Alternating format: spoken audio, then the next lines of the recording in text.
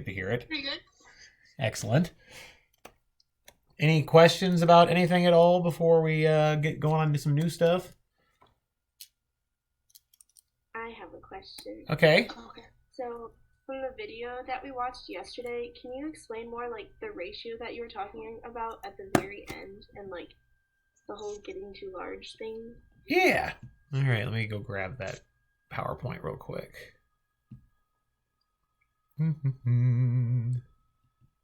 That is not what I wanted.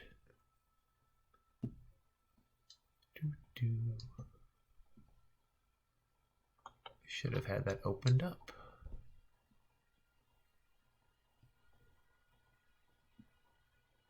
Hello, Dr. Joe. Yes. Hi, how are you? Good, how are you? I am okay. And now I need to do share my PowerPoint. Share. Oh, that was dumb. Can you see the PowerPoint?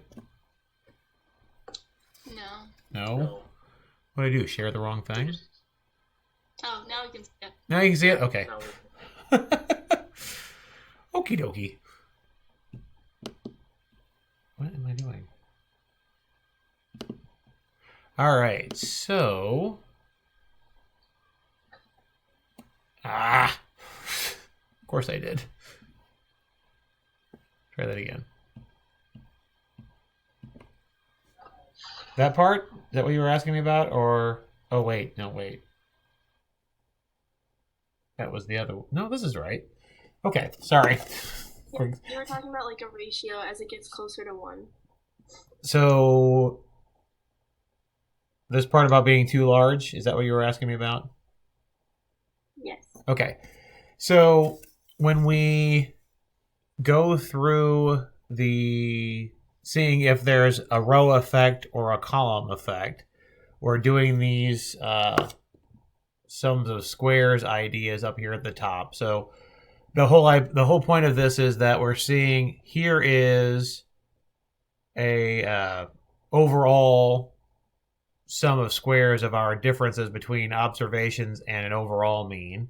And we know that that is a chi-squared piece. And we know that from the stuff that we did in the previous section when we did the one-factor Anova, we know that this piece is a chi-squared with a minus 1 degrees of freedom.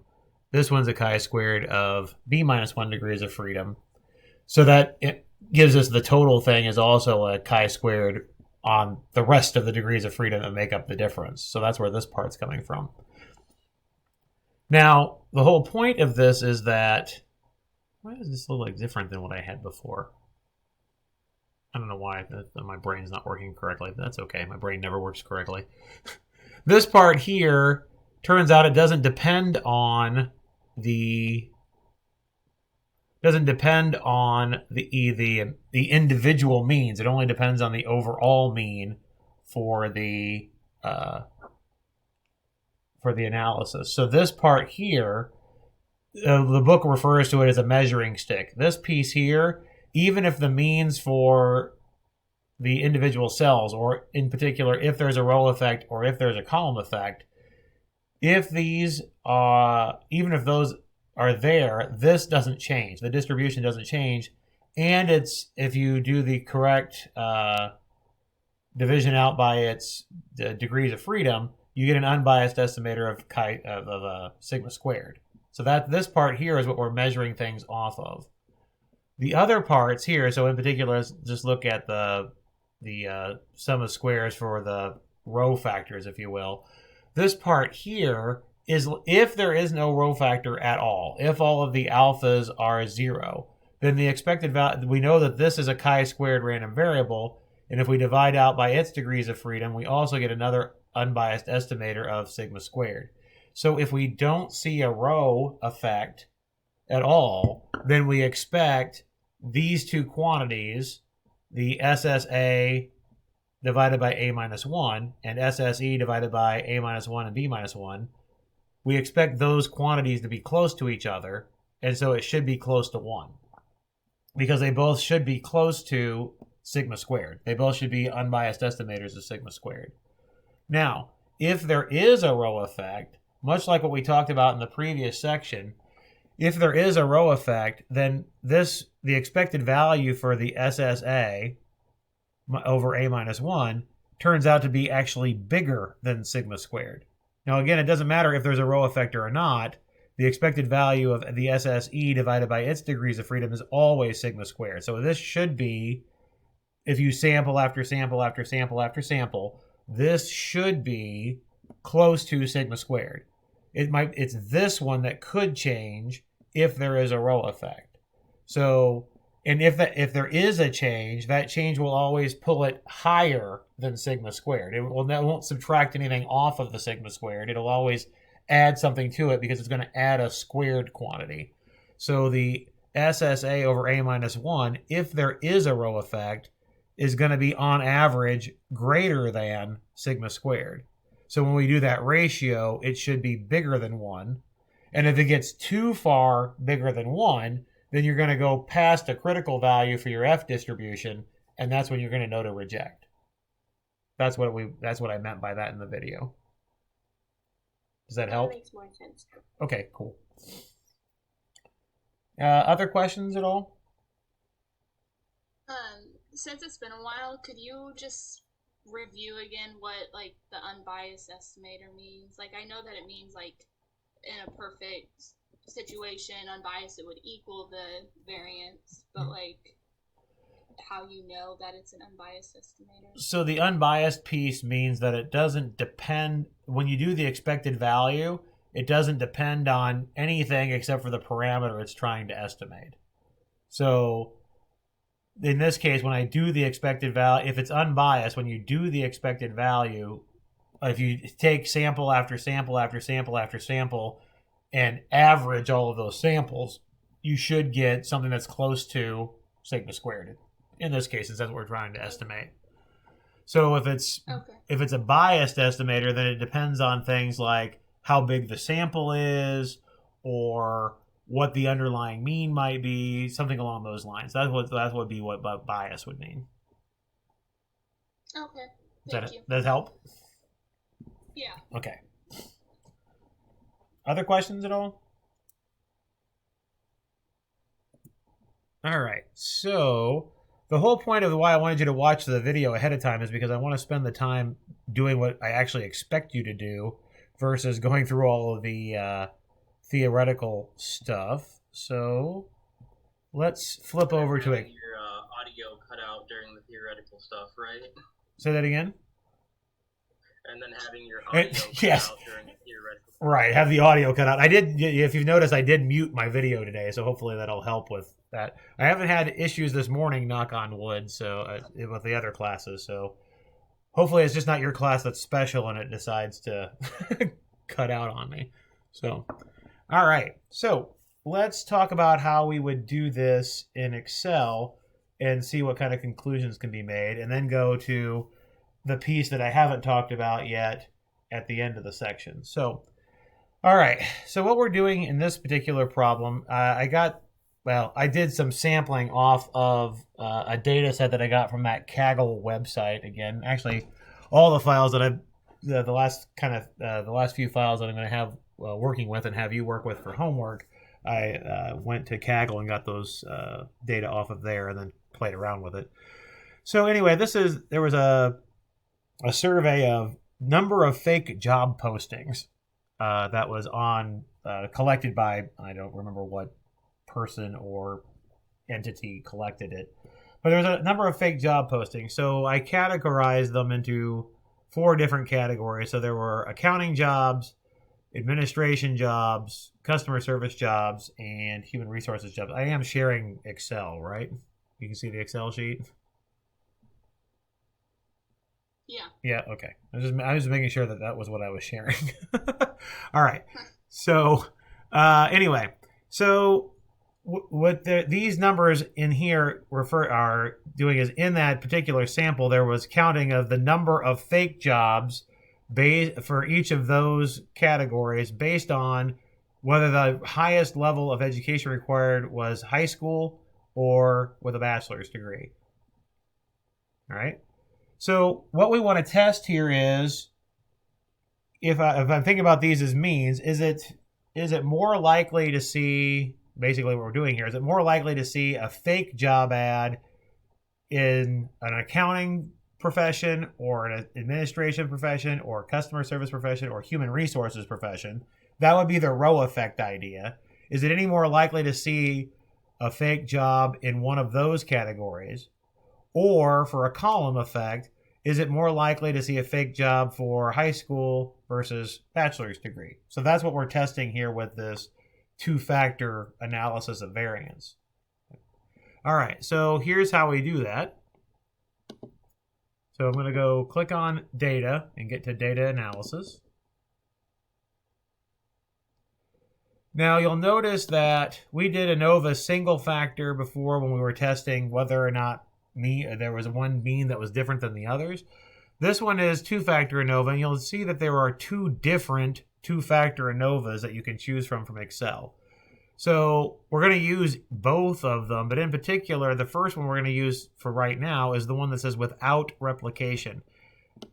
What this means is that for our purposes, we're assuming right now that there's not interaction between factors. And what I mean by that is that being accounting in high school and being accounting in bachelor's degree, it shouldn't matter that there's a mix of those two things going on that is also affecting the mean. We'll talk about what we mean by interaction here in a little bit, but for right now, I'm assuming that there's not any interaction of these things. Maybe a better example of how things might be talking about interaction. They give you an example in the book about car engines and gasolines. Perhaps it's possible that different engines perform better on different gas with different gasoline depending on what kind of an engine it is. So if there might be interaction between the variables that goes on underlying as well as just being a row or a column effect. So we'll talk more about that when we get to it. But right now, let's assume we don't have any interaction at all. So we're going to do the two-factor without replication. So the input range here, you can choose to have labels or not. If you click the labels, then you'll want to make sure that you also put your labels in your selection when you do your input range. If you don't click off the labels, then you don't want to put the labels in there.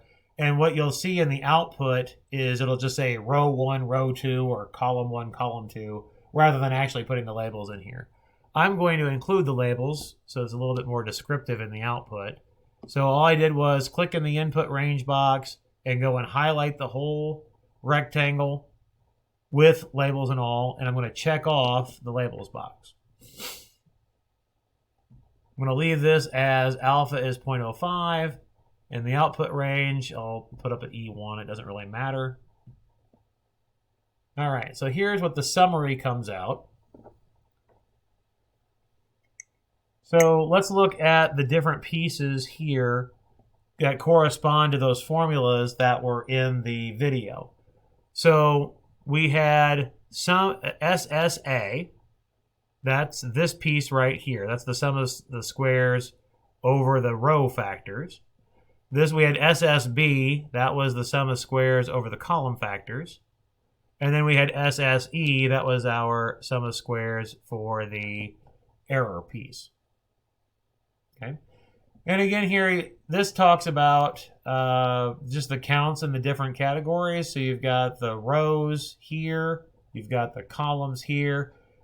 And it's just talking about the different averages for those things.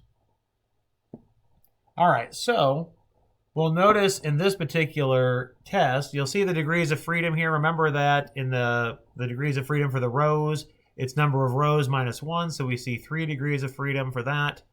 We have number of columns minus 1 for your degrees of freedom for your column factors.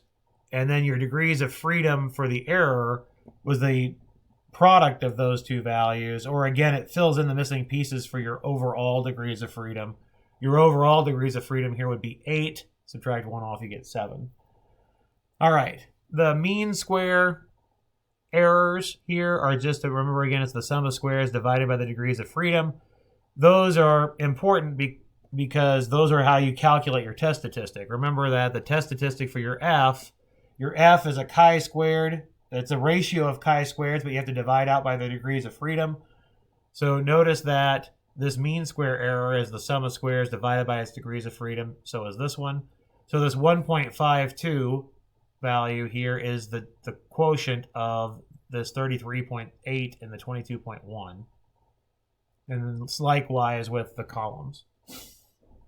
All right, so you see here that we've got F statistics, and then we've got critical F values over here. Notice we would not reject in either case, although the column one is close. You would kind of expect the column one, if you hadn't rejected, to be close just by looking at it, right? Because again, a column effect here talks about, is it more likely to see a fake job posting in one of the columns versus the other? So we would expect that this one would have been pretty close just by looking at the numbers, right? Looking at it, looks like there is a column effect there. There's just not enough of effect to have made it get past that critical value, namely because the degrees of freedom are really, really small here. We just don't have enough degrees of freedom to be able to get past that 10. Okay. But we could also see the same idea we talked about before with the p-value, using it to talk about how to reject. Notice that we definitely don't see a row effect, really, right? Because that p-value is really, really high. That's a high p-value, so we would not reject. This one, again, if you were looking at a 0.1 significance level, you would reject. So you would say that there is some sort of a column effect there. So there is some sort of a difference between number of job postings that we see, but in high, let's just say, oh, okay, the high school is all that's required versus bachelor degree is required. Any question on the process or the interpretation there? Is it normal to have the F critical values be so high? It is when you've got such a low number of degrees of freedom, yes. Because this is all the degrees of freedom we had. We don't have lots of different categories and lots of different columns. So that's why with these small degrees of freedom, yeah, those critical values for F are going to be pretty big. So you're going to have to see quite a big disparity to be able to make any conclusion about effects. What did you say F was again? Did you say it was like the MS divided by the degrees of freedom? The values that are here in this column I? Yeah. Yeah. So yeah, if you notice that if you take the MS column and divide it by the degrees of freedom, you'll the MS column here for rows divided by the error column, if you take the 33.79 and divide it by the 22.1, you'll get the 1.52. So that F statistic, that particular value here, is that SSA over A minus 1 divided by SSE over A minus 1 times B minus 1. That's where that value is coming from. But what Excel is doing, it's saving you from having to do all those different computations. Those would be, well, I mean, with Excel, it wouldn't be so bad to do all those different computations, but imagine doing all those computations by hand that are in all those double sums and single sums and all those differences that you have to do. Other questions on that at all? So is your MS statistic your SS divided by your degrees of freedom? Yep. Yeah, so the MS part is just SS divided by degrees of freedom, yeah. Then just to clarify, like, our null hypothesis, so for this one, we're not rejecting that there is no column effect in row effect? So the null hypothesis is that there is no row effect for that particular hypothesis, and the null hypothesis for the columns is there is no column effect. So we did not reject those, so we don't have enough evidence to conclude that there is a row or a column effect. Okay. So in this case, there's not a significant difference in number of fake job postings based on type of job, and there's not enough evidence to conclude that there is a difference in number of fake job postings based on degree level required. That's the row or a column effect here that we're interpreting. Any other questions? All right. Well, let's talk a little bit then about interaction. Let's see here. Share a different screen because I want to write a little bit. I am not, if you've looked at your book at all, you'll notice that there are, on page 394 and 395, they go through breaking things into pieces for this interaction piece with doing the two-factor analysis of variance. And you've got triple sums, and you've got double sums, and you've got single sums, and it's just a notational nightmare. I'm not going through all of that mess because I'm not going to make you reproduce it. And it's the same stuff that we've been talking about. It's just you're going to be breaking up a total sum of squares into 4 pieces rather than the 3 pieces that we broke it up to in the two-factor without interaction, or the 2 pieces that we broke things up into for the one-factor Anova. It's the same exact type of concept. You're just doing it for another piece of the puzzle that might be brought up. All right, so here's the idea behind interaction. So in the previous video, or the video that I had you watch, we talked about, we assumed that, I'm going to do this as an example problem here in a second, but we assumed that our means that were in each cell were based in an additive way of an overall mean plus some row effect plus some column effect, right? But the means for each individual observations that we had were based on an overall mean and then a row factor for based on what row you might be in, or a column factor based on what column you might be in. With the interaction piece, we're also going to base it on being in a particular cell. There's some interaction between the 2 characteristics that's going on. That's what that gamma sub ij is. This is an interaction piece.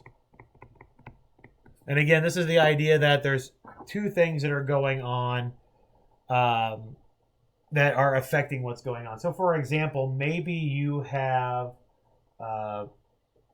broken up your population into categories by income level and performance on standardized tests. Okay, certainly families that have a lower income level probably are in low income districts and probably don't prepare as well for standardized testing. So there would be some sort of an interaction there between the fact that you're low income and you're not performing on a standardized test. So that would be an interaction idea. Versus if you had performance by gender, you wouldn't expect any interaction between those things. Okay, so that's the idea behind interaction. There might be some interaction between the 2 ideas, between the 2 factors, that's also changing what the mean would be for that particular observation. Now, to be able to test, was there a question, or sorry? Sorry. Yeah. Is that interaction piece just like saying if one variable may or may not be dependent on the other? One factor may or may not be dependent on the other? Is that what you're asking? Yeah. Yeah, exactly. That's what it says. That's exactly right. So, will you have to have it even if only one of the columns has or one of the rows has interaction? Like in the previous example, if there was some interaction between high school accounting and bachelor's, but there's no interaction with the other pieces, would you still have to include it? Yeah, you would have to include it. Yep, you sure would. And in fact, what most statisticians would do is they test for interaction first, and if there's interaction, they don't even look for a row and column effect, because that interaction is also playing into rows and column effects. So they wouldn't be able to make conclusions about rows and column effects as there's too much interaction between particular factors. All right, so let's talk about a little bit where this interaction piece comes into play. This one's a very, very simplified example. It looks like the one that I talked about in the video. The numbers are just scrambled around. But if we wanted to figure out the interaction pieces for these, we would do the similar kind of thing that we did in the video. So if you check in this particular case, I'm going to write the means across the rows and the means down the columns underneath, and then I'll do the overall mean here in the corner. This mean is 8 if you do the overall computations. These are the exact same values that were in the video, and the mean of the overall things were 8. Let's see. I believe if you add these across, all of these means turn out to be 8 on the rows. If you do 6 plus 7 is 13, and then you give it plus 19, gives you 32 divided by 4 is 8. You still have a 13 and a 19, so that's 8, and a 13 and 19, that's 8. All of the row means are 8. If you go down the column, your columns are going to be 8 for the mean. This one is what, 5. This one's 9, and this one is 10. I did my arithmetic correctly? Yeah. Okay. All right. So we can check the row effects and the column effects will be we calculate those in the same way that we did in the previous video. So notice that your row effects, there aren't any, right? Your alpha 1, your alpha 2, your alpha 3 are all 0 because the row means are all the same as the overall mean. So there is no row effect. There's no effect of being in any particular factor that's determining the rows. Now there are some column effects. There's not one in the first column, but there is one in the second column. There is one in the third column, and there is one in the fourth column. Oops. 2. Does it make sense where those numbers are coming from, by the way? These are just the differences between the means in the columns and the overall mean. All right. So you're doing the columns minus the rows mean?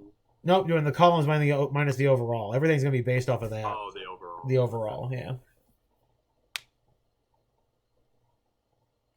All right, so in the video, when you didn't have interaction, you could notice what was going on in any particular piece by just looking at the overall mean, the row factor, and the column factor. But if I look at that first one says mu sub 1, 1 is 6, right? Now, the overall mean is 8. There is no row effect and there is no column effect. Those two things are not equal to each other, clearly. I have to subtract 2 off to get that equal. So this part right here is your interaction piece. That would be your gamma sub 1, 1 there. Does that make sense? Where I'm getting that from? Do you include the negative in the interaction piece? Yep, you sure would. Yep. It's 2 below. So if you did something like, say, mu sub 2, 3, that value is 11. The overall mean was 8. There is no row effect. The column effect to being in column 3 is 1. So the interaction piece has to be a positive 2.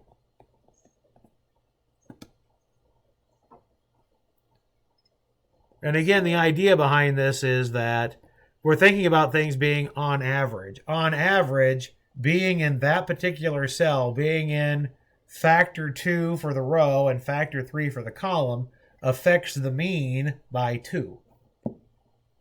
So if you're looking at an expectation idea, you would expect overall that that's going to be 2 higher than it would have been otherwise, based on where it was in a row or a column. That's the idea for the interaction. Is okay? All right, so the setup is for these that you have to have, when we really want these to be more of means ideas. So instead of just having one element in each cell, we're going to have row factors and column factors that have multiple entries in them. So if I look at 7.6-5, which I did not actually make a picture of, but I'll just write down what the values are. So in 7.6-5, they have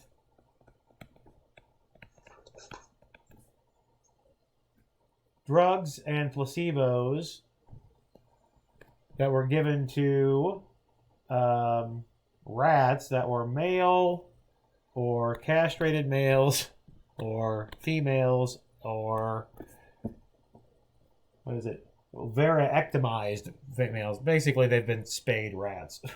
Okay. So what they're looking for is testing food consumption by rats and whether or not it's affected by a particular drug. And so they broke it into 4 categories. So here are the values that came up.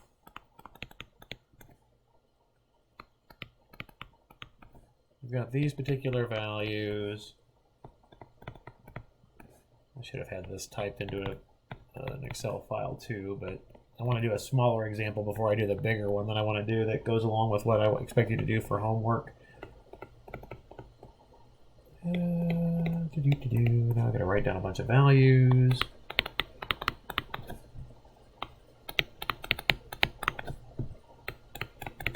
If you want, again, if you've got your book, these are on page 398. This is 7.6-5.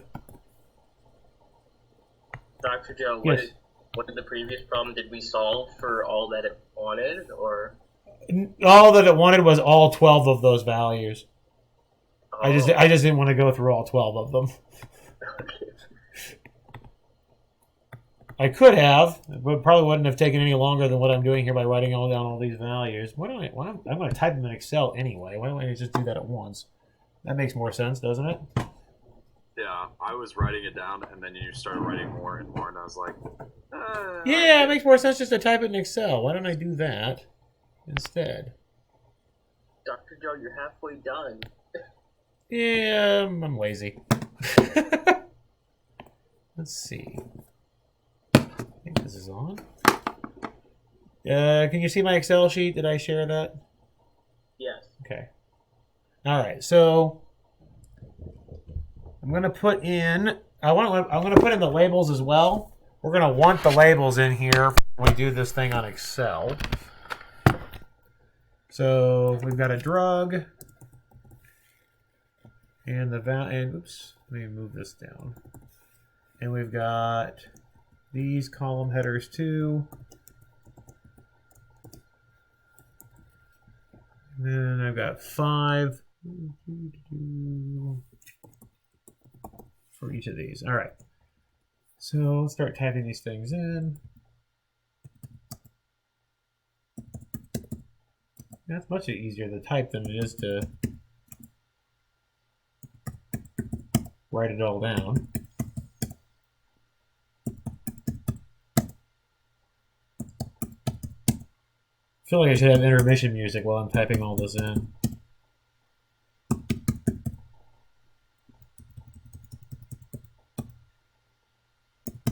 Dr. Joe, you should have had Haley do this. I could have had Haley do this, it's true. I have had student workers do this in the past where I didn't have to do it. Oh, crud. I have to get me a new keypad because this Bluetooth one likes to make extra keys being punched. Dr. Joe, you made it. Yeah. Yep. Thank you. I want to go faster, but I can't because the keypad doesn't like me to go faster. Here, did it again, see? This is why I usually have this done ahead of time, so you're not sitting there watching me type. It's not very interesting. Now, of course, class may not be very interesting anyway, depending on your thoughts.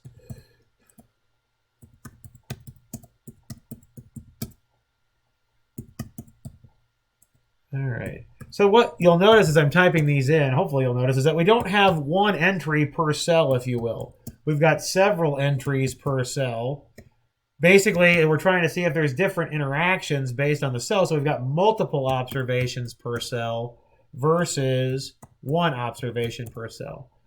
Now, one thing that's important in Excel to be able to do this is that we have the same number of observations per cell. What I mean by this is there's a cell that's associated, for example, with the drug and the male part. So there's a drug male. If you think about a table, we're putting 5 entries in that one cell of the table. Okay, and then placebo male, we're putting 5 entries into that one cell of the table, and so on down the line. It is important, or is it important, to say that all of these have the same number of trials? Yes, it is important that they have the same number of trials, mainly for Excel purposes. Excel will not do it if you have different number of entries in your cell. I believe the theory in the book also assumes that you have the same number of entries in each cell, because we have in the write-up in the book, you have I refers to, it runs along the number of actual factors that you have. So you've got 2 row factors, and then J runs along your column factors. So we have 4 column factors here. So those numbers would correspond to the A and the B that we talked about without replication. And then you've also got a C. You've got number of observations in each cell, and that's what the K runs through. So if you actually look through the breakup of the different pieces in the book, you've got a piece for an I that runs you down your rows. You've got a piece for a J that runs you across your columns, and then you also have a K that runs you through your observations that are in each cell. So they fix the number of observations in each cell to be the same, so that you don't have basically it makes the theory will still work if you allow different observations in cells, but you get a really, really complicated expression to have to try to analyze because you have different one of your indices on one of your sums will depend on which cell you're in, because you would have a varying number of observations in that cell. So just to make things simpler, we assume we have the same number of observations in each one. So the short answer to your question is yes, we want the same number in each cell. So when you say in each cell, you mean like there's 5 under the male and the drug? Yep. So this whole thing would be a cell. A cell. Okay. Yeah. I was thinking of just like one of the boxes. Right. Yeah. Because we usually talk about cells in Excel as well, but that's not what I mean here. We mean if you think about setting up a table where you've got drug and placebo on the left side, male, castrated, female, ovasectum, or whatever the heck the word is. That would be a 2x4 table. And then in that table, for each entry of the table, there are actually 5 entries in it. Okay. All right. So for the 5 entries that you have to find the mean of that one cell. Nope, we don't have to do anything. Excel will do all the work for us. Well, that's what I just mean. Yeah.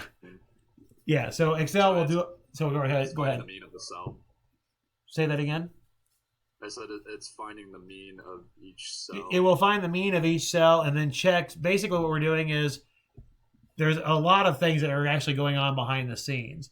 So it'll find the mean of each cell, and it'll calculate the distance that each entry in the cell is from, the square of the distance each entry is from the mean of the cell and the entry in the cell. So whatever this mean of those 5 entries happens to be, it'll calculate the mean of those 5 entries and then do a variance idea of how far each of those is from that mean in that cell. And then it does it for each cell. And then it does it again for the entire row. It will calculate the mean, and it'll do a variance calculation of what the variance is in that row. And it will do the same thing for the column. And it will do the same thing for the overall. So that sum of squares total would be, you take this whole region, you calculate its mean, and then you do the differences and calculate the variance. That's your sum of squares total. When you do for the rows, you've got, here's your row. You'll figure out what the variance is based on that particular row, and you'll figure out what the variance is for that particular row. So that will give you your sum of squares for the rows. You do the same thing for the columns. But then also, since we're doing with interaction, we have to do the same thing within each cell as well. So that's what it's doing. It's doing lots of different computations, so you don't have to do them all by hand. Does that help? Yes, that helps. Okay, cool. All right. Thank you. Oh, you're welcome. All right. So let's show how we do this with replication, with the interaction piece. So again, we go to data and data analysis. Two-factor with replication this time. Now in this case, no, sorry, go ahead. For this example, why can we assume that there's interaction? We're not. We're testing whether or not there is interaction. Oh, okay.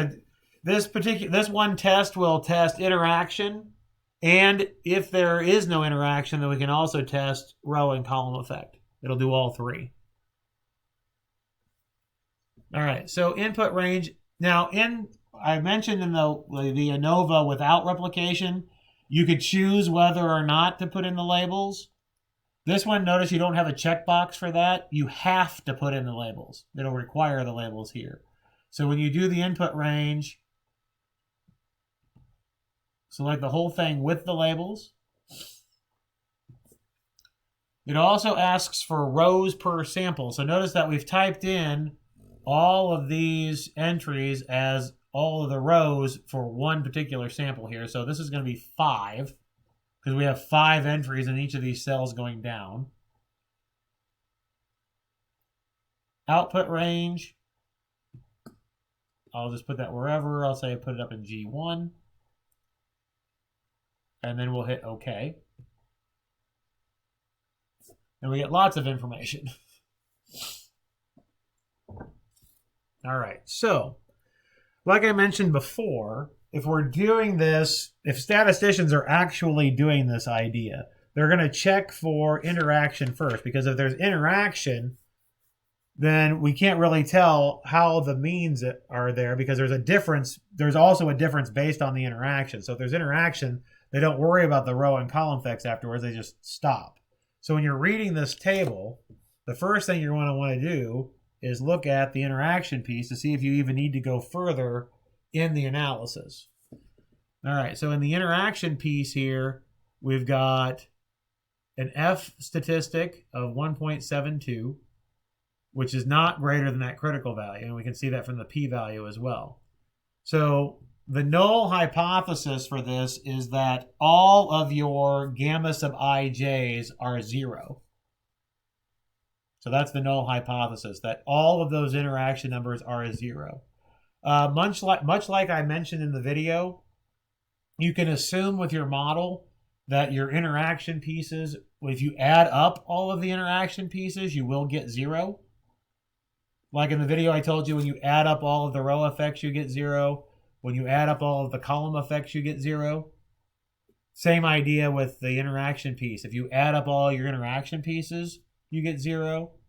So your null hypothesis for the interaction hypothesis test is that all of the interaction variables are 0. If you notice in the book, the notation they use for that is H sub AB. If you notice in the video, I wrote H sub A and H sub B. So this is H sub AB for the interaction piece.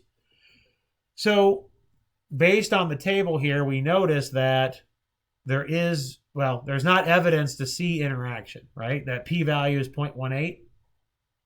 So there's not evidence of interaction here. So then we would look at, is there a row effect or is there a column effect? This row of the table is telling you whether or not there's a row effect.